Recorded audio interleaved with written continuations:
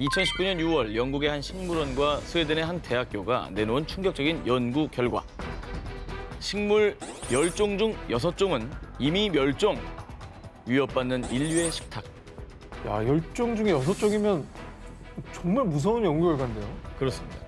최근까지 250년간 무려 571종의 야생식물이 멸종됐다는 연구 결과입니다.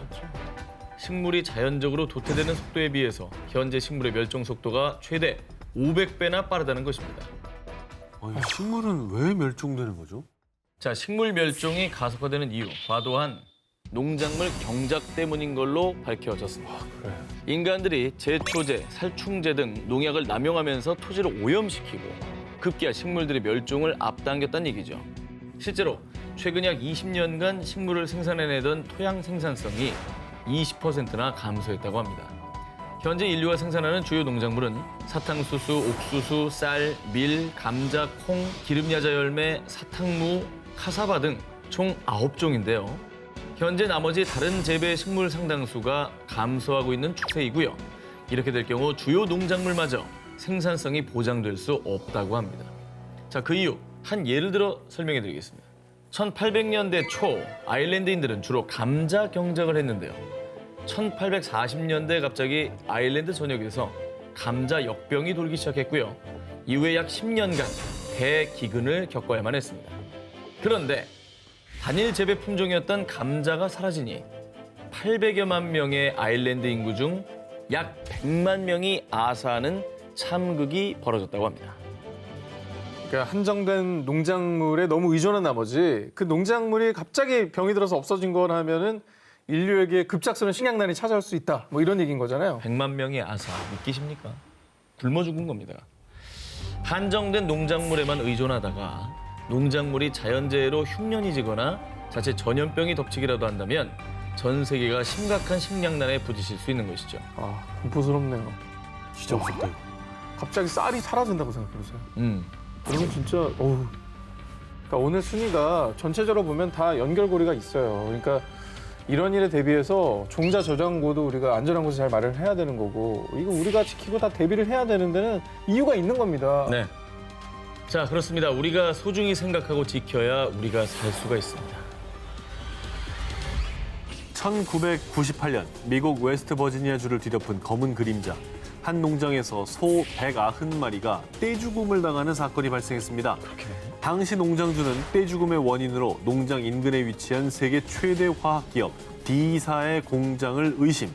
그 뒤 한 로펌을 찾아가 D사를 상대로 소송을 의뢰한 그리고 밝혀진 이 사건의 검은 실체.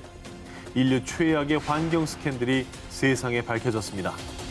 뭐죠? 당시 D사 공장에서는 프라이팬이나 오븐에 음식이 눌러붙지 않도록 코팅하는 물질인 테플론을 만들고 있었는데요.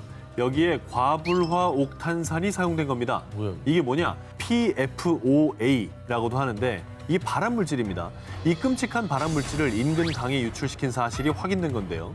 인체에 다량 축적되면 간암, 신장암, 갑상선암, 각종 암부터 불임, 폐하, 기형까지 정말 끔찍한 일을 초래할 수 있다고 합니다.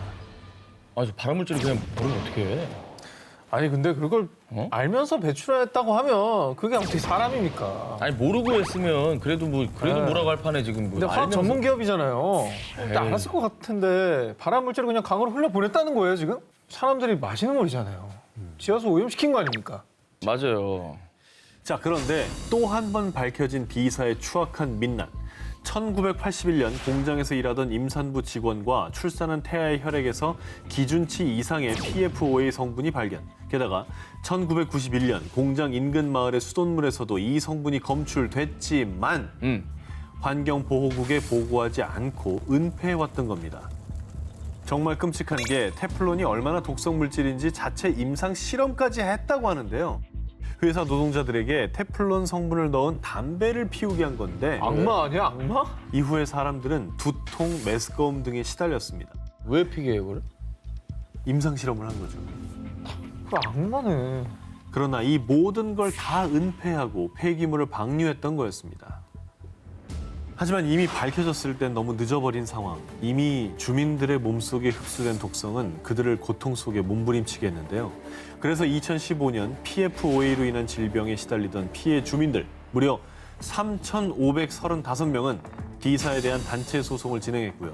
그리고 지난 2017년 2월 미국 오하이오주 콜럼버스 지방법원은 D사는 피해자 3,535명에게 6억 7천만 달러를 배상하라 라며 한화 약 8천억 원의 보상금 배상 판결을 내렸다고 합니다. 아니, 뭐 보상 금액이 있다는 거는 다행이지만 이게 건강이잖아요. 사람 몸이고 이미 피폐해진 몸과 자연은 이 돈으로 보상할 수 없는 거거든요. 환경과 시민들의 건강보다 더 우선이었던 기업의 이익, 반드시 그 대가를 치르게 될 겁니다. 칠레 페토르카 지하수 고갈. 극심한 물 부족에 시달리고 있는 칠레 페토르카 지역. 그 이유는 바로 아보카도 때문이었습니다. 윙? 아보카도는 20가지의 비타민과 18가지의 아미노산 등 다양한 영양 성분이 함유돼 있어서요. 슈퍼푸드로 각광받으며 일명 녹색 황금이라고 불리고 있습니다. 자, 그런데 말입니다. 건강 푸드인 아보카도가 환경 파괴의 주범이 되고 있습니다. 자, 그 이유 아보카도의 이름은 고대 아즈텍에서 물을 많이 지니고 있다라는 뜻인 아우아카틀에서 유래됐다고 전해지는데요. 실제로 아보카도를 생산하기 위해서는 아주 어마어마한 양의 물이 필요하다고 합니다. 100제곱미터 규모의 아보카도 농장을 운영하려면 하루에 무려 10만 리터가량의 물이 필요한데요. 자, 그래서요, 아보카도의 주요 경작지 중 하나인 칠레 페토르카 지역에서는 아보카도 재배 때문에 지하수는 물론 우물까지 말라버렸고요. 마을 주민들은 급수 트럭을 통해 식수를 공급받는 지경에 이르렀다고 합니다. 여기서 끝이 아닙니다. 아보카도는 산림까지 훼손하고 있는데요. 슈퍼푸드로 각광받는 아보카도를 더 많이 수확하기 위해서요. 아보카도의 주요 경작지인 멕시코 남서부 미초아칸주 산간 지역에서는 무분별하게 소나무를 베어내서요. 한 해 약 7제곱킬로미터의 숲을 파괴한다고 합니다. 근데 아보카도는 죄가 없잖아요. 그 아보카도를 더 많이 수확하려는 인간의 욕심 때문인 거고. 네, 네. 저 녀석은 원래 물을 많이 먹는 녀석이고. 네. 이제는 우리가 아보카도를 먹으면서도 이런 생각 한 번쯤은 해봐야 되지 않을까 생각이 듭니다. 이어서 다음 특종입니다. 꿀벌의 천적이자 여름철 불청객으로 불리는 이것, 바로 말벌인데요. 사실 말벌이 꿀벌을 기르는 양봉가를 습격해 단순히 해충이라고 여기기 쉽지만요. 이 말벌은요, 곤충 생태계 최상위 포식자로 해충들의 개체수를 조절하는 생태계 조절자 역할을 한다고 하는데요. 그런데 말입니다. 생태계 조절자인 이 말벌이 이젠 숲이 아닌 도심에 나타나 사람들을 위협하고 있어서 문제가 되고 있습니다. 맞아. 특히 살인 말벌로 불리는 장수 말벌은 꿀벌보다 약 30배나 많은 양의 치명적인 독을 가지고 있는데요. 한 곤충학자에 따르면 장수 말벌의 독성은 사람의 적혈구를 파괴시키고 신장 기능을 망쳐 심할 경우 사망에까지 이르게 할 수 있다고 합니다.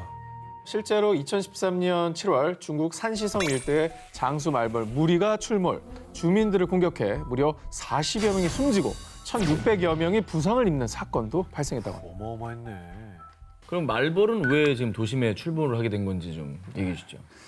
산업화로 인해 산림이 파괴되자 서식지를 잃은 말벌이 도심까지 출몰하게 된 거라고 합니다. 똑같네요. 똑같아요. 결국은 이제 말벌이 도심에 출몰하기 시작한 것도 결국 인간 탓이에요. 사람의 탓이죠. 그리고 또 다른 이유로 꼽히는 게요. 과학자들의 연구에 따르면 기후변화로 말벌의 변식력이 높아지면서 피해가 커진 것으로 보입니다. 예년보다 따뜻해진 날씨가 말벌의 번식률을 높였다고 합니다. 실제로 온난화로 한반도에 아열대 기후가 나타나면서요. 2003년도에는 동남아시아 등 아열대 지방에 서식하던 등 검은 말벌이 부산에 출몰. 이후 경기도, 강원도 등 영향력을 확대해 나가면서 빠르게 확산되기도 했다고 합니다. 생태계 질서를 무너뜨리지 않는 공생, 반드시 그 방법을 우리가 고민해야 될 겁니다. 정말 요새 열풍이죠. 나쁜 기름 잡아주는 좋은 오일, 크릴 오일을 가져왔습니다. 청정지역에서 서식하는 크릴에서 추출했습니다. 품절 임박 바로 서두르세요.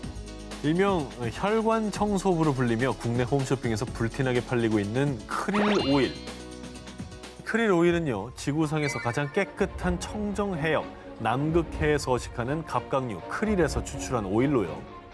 오메가3, 필수 아미노산, 단백질 분해 효소 등이 함유돼 있다고 알려지면서 건강식품 원료로 각광받고 있죠.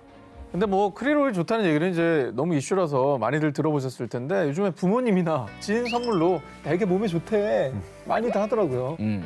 건강식품 원료로 사랑받는 크릴. 이게 비록 크기는 작지만 남극 생태계를 지탱하고 있다고 해도 과언이 아닙니다. 남극의 먹이사슬 최하단에 있어서 오징어, 바다새, 펭귄, 고래 등 남극 생물 대부분을 먹여 살리고 있고요. 그리고 영국의 한 남극 연구소에 따르면 크릴은 대기 중에 이산화탄소를 흡수해서 심해에 침전시키는 역할을 하고 있는데요. 아이고. 크릴이 이렇게 침전시키는 탄소량이 무려 2,300만 톤. 엄청나죠? 고맙다. 이 양은 영국 전체 가정에서 1년간 배출하는 온실가스와 맞먹는 양이라고 합니다. 고마우신 분들은 진짜 고맙네요. 지구를 살려주신 분들은 그래서 탄소로 인한 지구 온난화를 막는 크릴, 아니 크릴 느님은 일명 지구의 영웅으로 불리고 있습니다. 어벤져스네.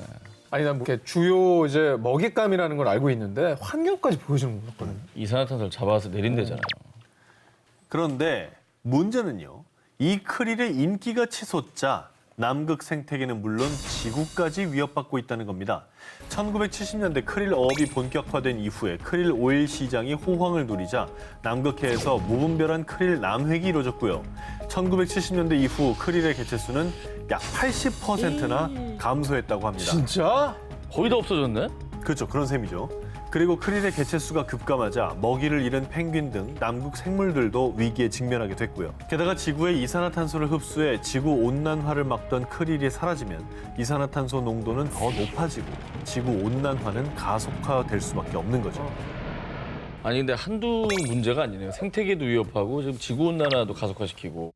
그리고 뭐 취재 중에 알게 됐는데 크릴 오일의 핵심 성분이 인지질. 이 인지질이 물과 기름에 잘 녹아서 몸에 필요한 불포화 지방산이 체내 흡수율이 높은 편이다라고 하거든요. 근데 이 기존 오메가3 제품에 비해서 불포화 지방산의 함량 자체는 낮은 편이라고 해요. 뭐예요? 그러니까 크릴 오일이 무조건 최고로 좋다. 이런 홍보에 현혹돼서는 안 될 것 같습니다. 저희가 꼭 지켜야 될 게 크릴 오일이 몸에 좋은 것도 사실이지만 환경을 파괴하는 측면도 있다라는 걸 저희가 알려드리는 거죠.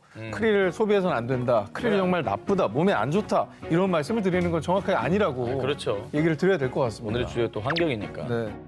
다행히 2018년 7월 전 세계 크릴 시장의 85%를 차지하는 크릴 어업체 연합은요. 2020년부터 남극해 크릴 조업을 제한하겠습니다. 라며 환경단체의 요구를 받아들인 거죠. 남극해에서 이루어지는 크릴 어업 활동을 제한하겠다고 전했습니다. 다행이다.